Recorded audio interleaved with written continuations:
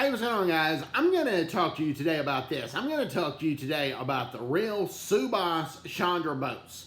Now, let me explain this. Chandra Bose is, he's being honored in India right now. It's his 125th birthday.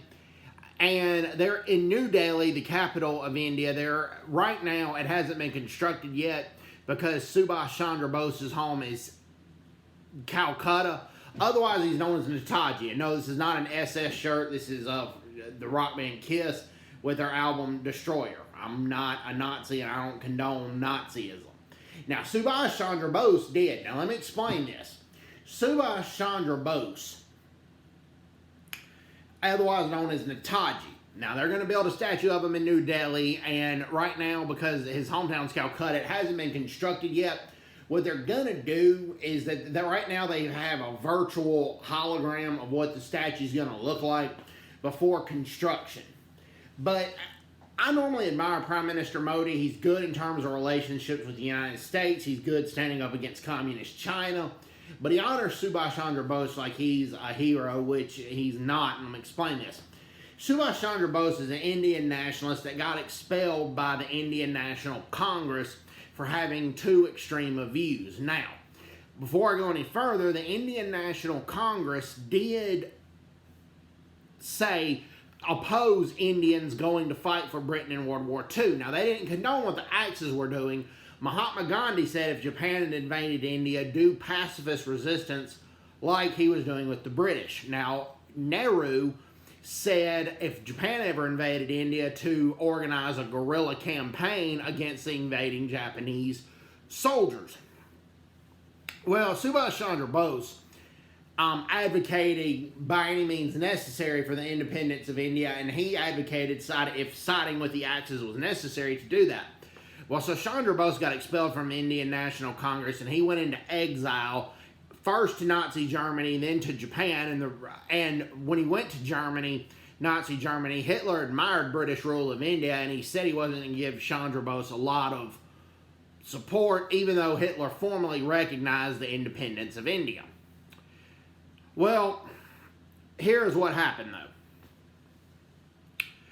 Okay, Chandra Bose admired parts of Nazi Germany, which is scary, and he said, and this is his admission, his own writings, that he wanted parts of Hitler's police state to be that way with an independent India. So Chandra Bose, even though he wanted India to be independent from British rule, he did not want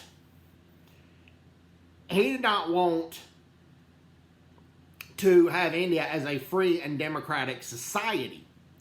That's number one. Number two, because Hitler admired British rule in India, he didn't get a much advance in Nazi Germany, even though he was allowed to set up an office for free independent India. And he married his Austrian secretary, and they had a daughter together named Anita, and she's still a professor to this day. She's a professor in Austria, Anita Pfaff, but she visits India regularly. Well, nevertheless, Chandra Bose transferred from Germany to Japan via submarine, and he goes to Tokyo.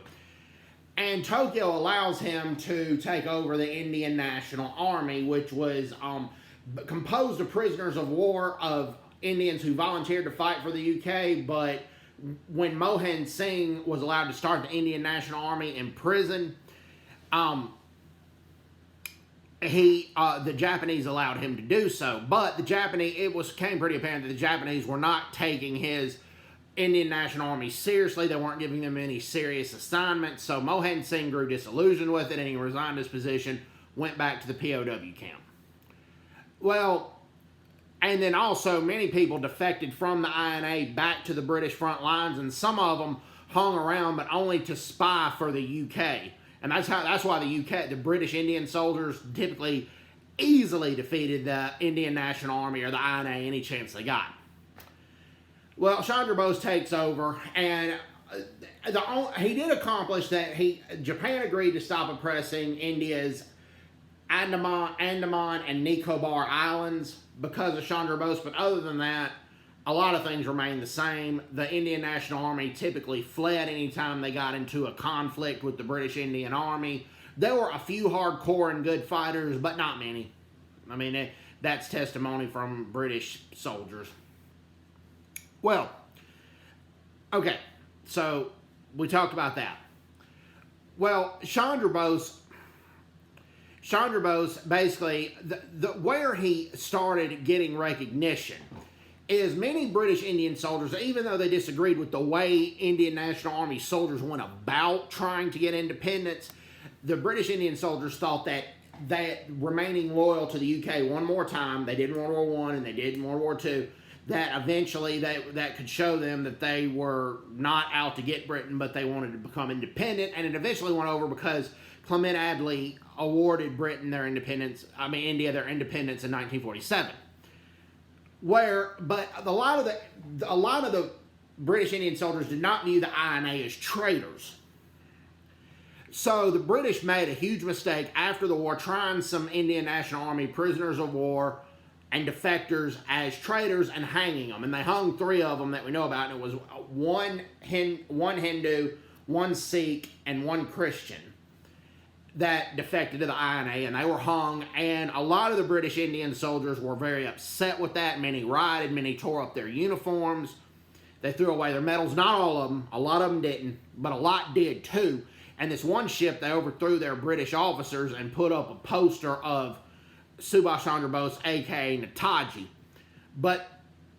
And while they shouldn't have done that, that's where it started. It wasn't for all the support of Subhas Chandra Bose in and of himself. So that's the whole story. I don't think it's right for Modi to be glorifying him the way they're doing right now in India.